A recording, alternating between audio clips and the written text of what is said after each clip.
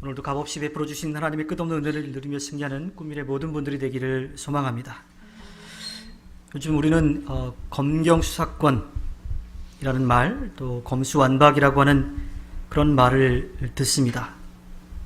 자세한 내용을 알지 못한다 하더라도 검찰과 경찰의 수사권에 대한 이야기들이죠. 중요한 것은 검찰과 경찰의 수사권에 대한 내용으로 공정한 수사 그리고 공정한 기소를 통해서 법적으로 국민들의 재산 혹은 국민들의 안전을 보장할 수 있기를 바라는 겁니다. 중요한 것은 힘겨루기나 우리 자신들의 이익을 위한 것이 아니라 검찰과 경찰로서 국민을 위해서 제대로 된 일을 하기를 바랍니다. 강원도 영월에서 이 모운동에서 목회하고 있는 친구가 있습니다. 아이가 넷이에요. 딸 셋에 아들 하나인데 그 가정에서 같이 있다 보면 재미있는 일이 발생을 합니다. 아이들이 자기 하고 싶은 일들 되게 많잖아요. 그리고 우리가 볼 때 사고도 막 치고 하죠. 그래서 아빠가 이제 이야기하는 거죠. 그거 하지 마 라고 이야기를 합니다. 좋은 말로 타일 넣는데 말을 듣지 않아요. 그럼 그때 나오는 말이 있습니다. 이제 더 이상 말 안 들으면 공권력 투입한다 하는 이야기를 해요. 무슨 이야기인 거 아니? 좋은 말로 해서 듣지 않으니까 조금 물리적인 제재를 가하겠다라고 하는 거죠. 교육을 위해서 어느 정도의 물리적인 제재를 가하겠다라고 하는 말입니다. 그러면 아이들이 슬슬 눈치를 보면서 말을 듣기 시작해요. 저는 사실 그 모습을 보면서 그렇게 좋아 보이지는 않는데 그 가정교육에 대해서 제가 뭐라고 할 수 있는 부분도 아니고, 하지만 효과는 분명히 있었습니다. 옳지 않은 일에 대해서 잘못한 것을 알려주는 방법이 여러 가지가 있죠. 그런데 중요한 것은 바뀌지 말아야 될 것이 있습니다.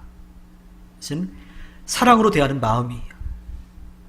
그렇지 않으면 잘못된 것을 가르쳐주는 좋은 일임에도 불구하고 문제가 생길 수 있죠. 아이가 잘못된 길로 갈 때 좋은 말로 타이르기도 합니다. 따끔하게 경고를 하기도 해요. 어느 정도 물리적으로 제재를 가하기도 하고 때로는 매를 들기도 하지요. 그런데 그때 모두 그 아이를 사랑하는 마음으로 대해야 된다고 하는 거예요. 그렇지 않으면 아무리 부모라 하더라도 자식을 감정을 푸는 대상으로 대할 수도 있어요. 또 아이들은 그 일로 인해서 부모로부터 지울 수 없는 그런 상처를 받게 되는 거죠. 좋은 방법이라 하더라도 그 본래의 목적인 사랑을 벗어나게 되면 문제가 발생을 하게 됩니다. 오늘 우리가 함께 나누는 로마서 이 8장의 말씀은요, 바울의 복음서라고 불릴 정도의 그런 말씀입니다. 그리스도 예수 안에 있는 사람들에게 생명을 누리게 하는 성령의 법이 죄와 죽음의 법에서 우리를 자유롭게 한다고 하는 거예요. 그리고 하나님의 사랑에서 끊을 수 없다라고 오늘 8장은 처음부터 끝까지 이야기를 합니다. 로마서 전체 가운데에서도 황금장이라고 할 수 있도록 이신칭의, 이신득의 이런 이야기를 하는데, 믿음으로써 구원을 얻는다라고, 의롭다라고 여김을 받는다라고 하는 그런 교리를 아주 잘 설명해 주고 있어요. 신학적으로는 교리라고 이야기하지만 실제로 믿음으로써 우리가 구원의 은혜를, 의롭다고 여김을 받는 것은 모두가 다 하나님의 은혜입니다. 하나님의 사랑을 통해서 그 은혜를 우리가 누릴 수가 있는 거죠. 아무리 교리라고 하는 표현을 쓴다 하더라도 우리가 말로 다 알 수 없는 하나님의 사랑을 우리가 체험하게 됩니다. 사도 바울이 말하는 그리스도 예수 안에 있는 사람들이라고 하는 그 존재들은요, 예수님을 우리의 구세주로 믿는 사람들입니다. 로마서 5장 1절에 보면 그러므로 우리는 믿음으로 의롭다 하심을 받았으므로 우리 주 예수 그리스도로 말미암아 하나님과 더불어 평화를 누리고 있습니다. 믿음을 통해서 하나님과 평화를 이루는 그런 삶을 살아간다라고 이야기합니다.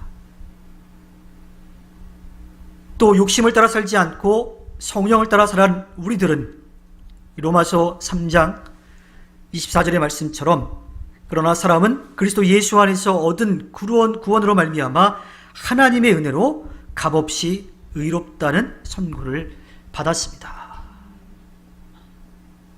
우리가 무언가를 했어가 아니라 하나님 편에서 우리를 구원해 주셨다라고, 그것을 선물로 받았다라고 이야기를 하고 있어요.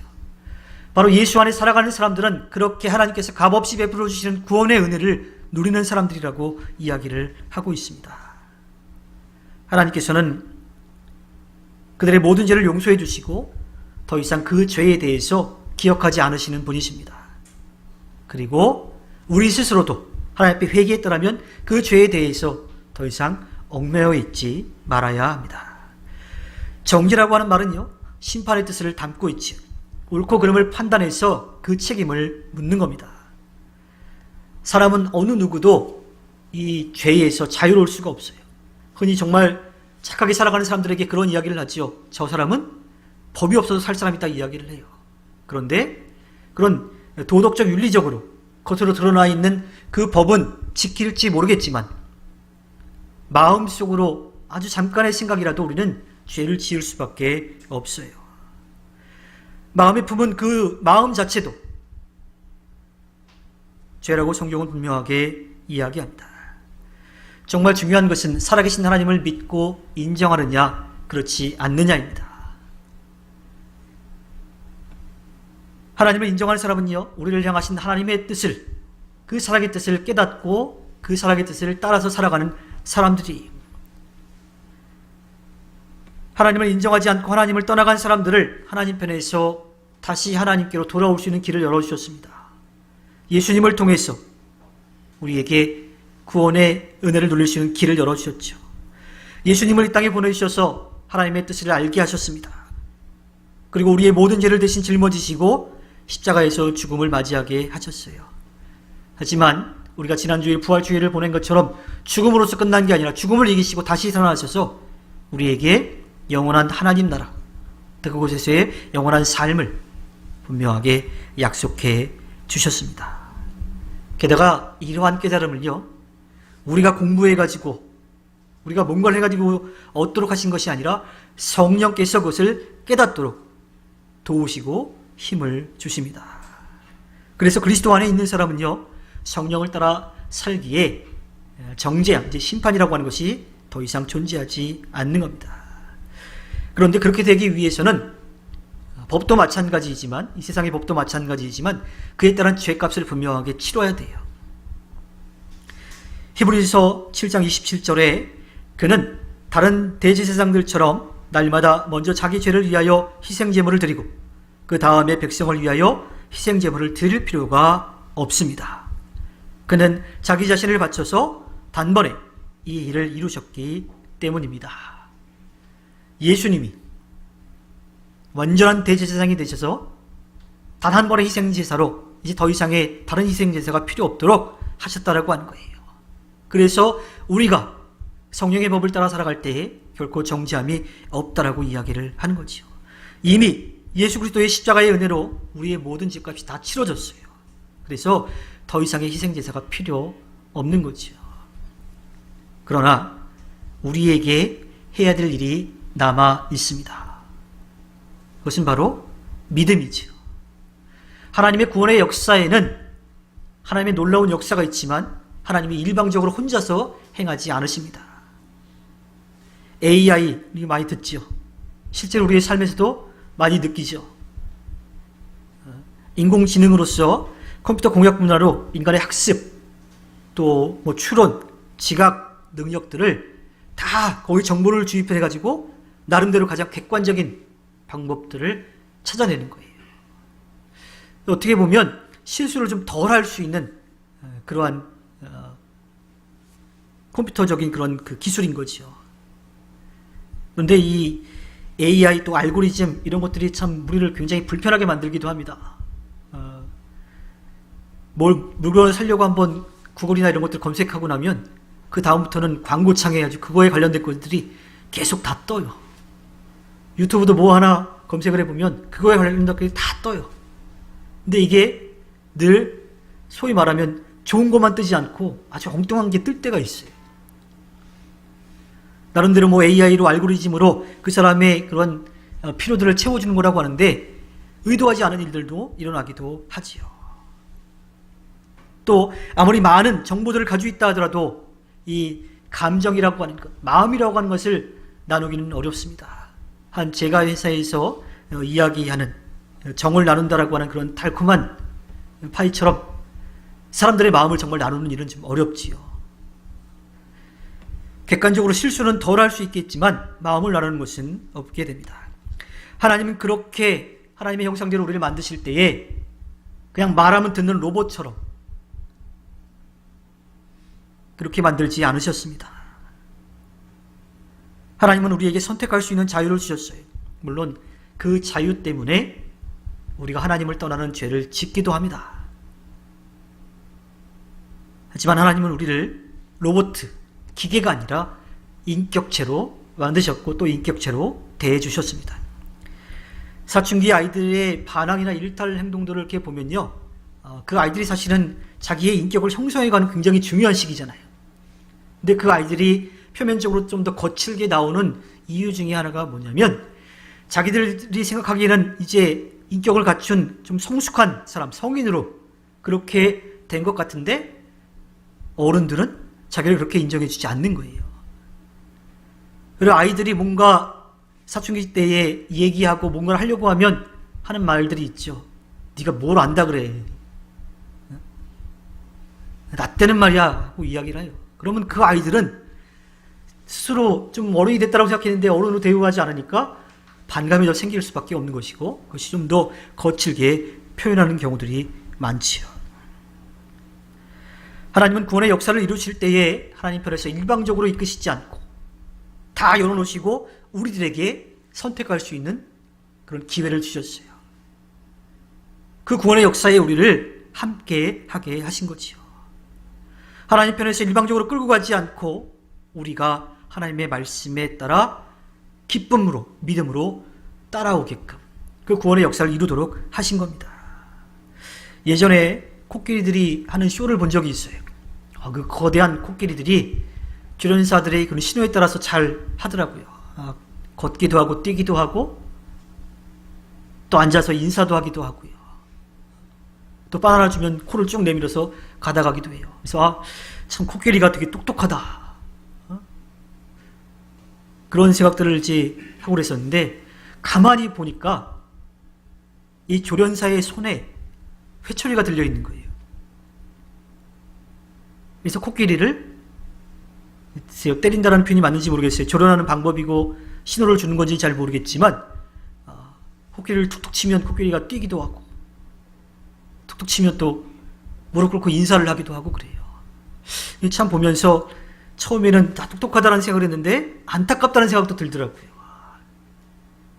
훈련의 한 방법이고 또 쇼를 하는 그러한 과정일지도 모르겠지만 말이 통하지 않으니까 조금은 물리적인 그런 지혜를 가해서 그 코끼리가 그 쇼를 하는 그 모습을 보니까 좀 마음이 아프더라고요. 하나님은 우리를 그렇게 대하지 않으십니다. 하나님 편에서 구원의 역사를 다 준비해 놓으시고 그 구원의 역사에 우리의 선택에 맡겨주신 거지요. 그 선택은 다름 아닌 믿음입니다. 이 세상을 만드신 하나님, 우리의 모든 죄를 대신해서 십자가에 못 박혀 돌아가신 예수 그리스도, 또 이것을 믿을 수 있도록 지혜를 주시고 우리의 삶에서 도우시는 성령님, 그 삼위일체 하나님을 믿는 거예요. 오늘 말씀 2절부터 4절의 말씀을 다시 한번 보겠습니다. 그것은 그리스도 예수 안에서 생명을 누리게 하는 성령의 법이 당신을 죄와 죽음의 법에서 해방하여 주셨기 때문입니다. 육신으로 말미암아 율법이 미약해져서 해낼 수 없었던 그 일을 하나님께서 해결하셨습니다. 곧 하나님께서는 자기의 아들을 죄된 육신을 지닌 모습으로 보내셔서 죄를 없애시려고 그 육신에다가 죄의 선고를 내리셨습니다. 그것은 육신을 따라 살지 않고 성령을 따라 사는 우리가 율법이 요구하는 바를 이루게 하시려는 것입니다. 성령의 법은 우리를 살리는 법이에요. 죄와 사망의 법에서 우리를 자유롭게 해준 거지요. 게다가 우리 스스로 그렇게 할 수가 없으니까 하나님이 그 일을 하셨다라고 말씀합니다. 그것도 하나님의 아들을 죄된 육신을 지닌 모습으로 보내셔서 죄를 없애시려고 그 육신의 모든 죄를 다 짊어지게 하시고 그리고 용서를 해주셨다라고 하는 거예요.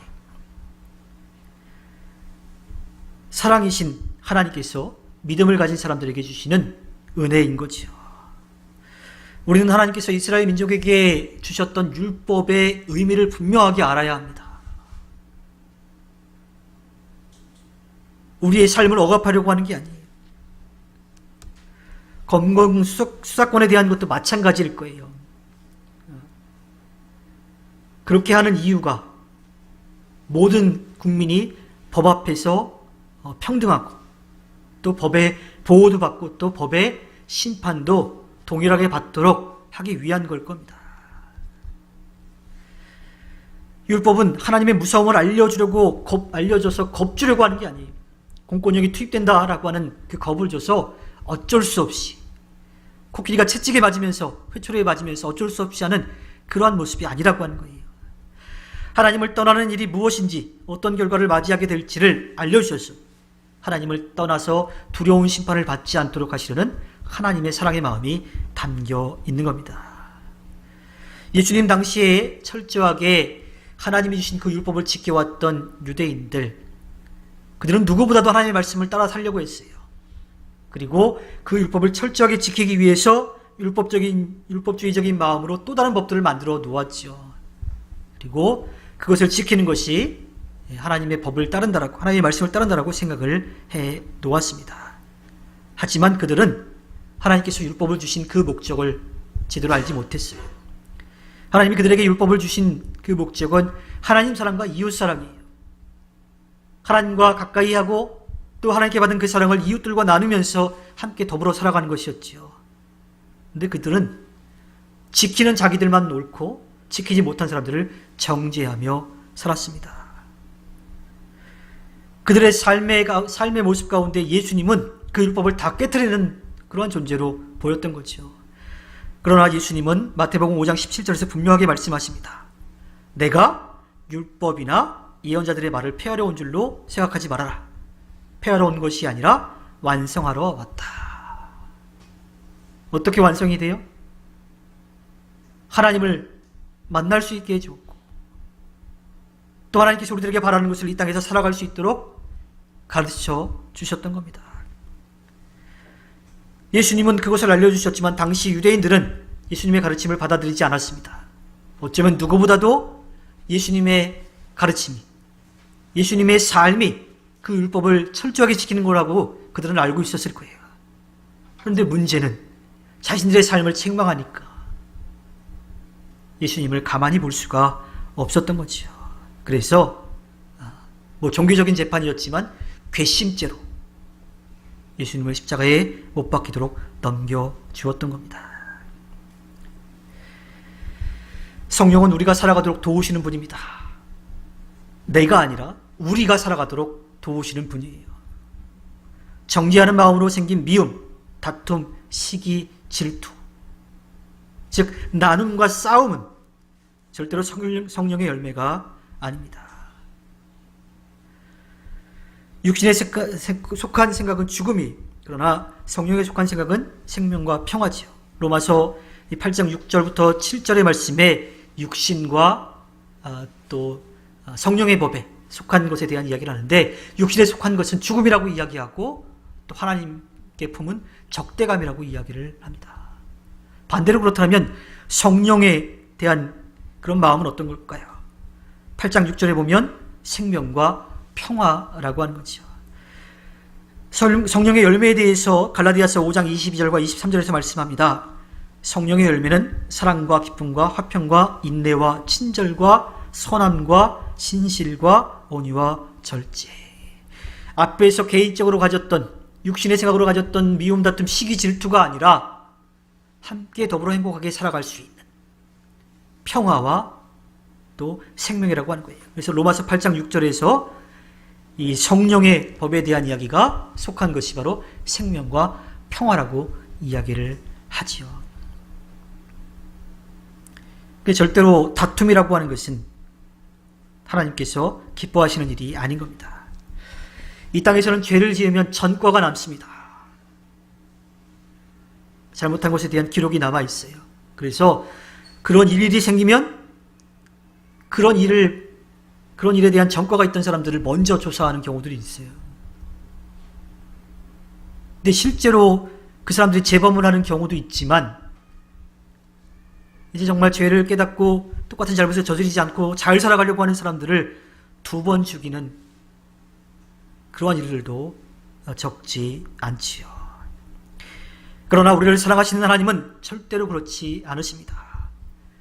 히브리서 10장 17절에 또 나는 그들의 죄와 불법을 더 이상 기억하지 않겠다. 자신의 죄를 철저하게 뉘우치고 회개한 사람들에게 다시 그 죄를 묻지 않으신다라고 말씀하십니다. 잘못을 회개하면 더 이상 그것을 기억하지 않으시는 분이 바로 하나님이십니다. 어쩌면 사람들은 이러한 하나님을 이용하고 있을지도 모르겠어요. 죄 지어도 회개하면 되니까. 근데요, 모든 것을 아시는 하나님은 그 마음까지도 다 아시죠. 근데 그것을 다 아시면서도 하나님은 회개하면 또 받아주시는 분입니다. 중요한 것은 우리의 삶이 하나님께 달려있다라고 하는 겸손한 마음으로 서야 하는 겁니다. 언제 어떻게 이 땅에서의 삶이 끝날지 몰라요. 그러니 언제나 우리는 하나님 앞에 진실한 마음으로 살아가기 위해서, 육신의 법이 아니라 성령의 법으로 살아가기 위해서 날마다 힘써야 합니다. 우리에게 주신 의지, 자유의지를 통해서 하나님께서 기뻐하시는 선택을 하고 그 길로 걸어가야 합니다. 죄와 죽음의 길에서 떠나 생명과 평화의 길을 걷도록 힘써야 하는 거지요. 이것이 하나님을 인정하며 겸손하게 살아가는 사람들의 삶의 방법입니다. 또 우리를 위해 모든 죄를 대신 짊어지시고 십자가에 못 박혀 돌아가신 예수님을 따르는 길입니다. 내 힘이 아닌 성령을 의지하여 생명의 길로 걷는 것. 바로 하나님을 인정하고 겸손한 마음으로 서는 우리의 삶의 모습입니다. 하나님은요, 이 모든 것을 우리를 위해서 하셨어요.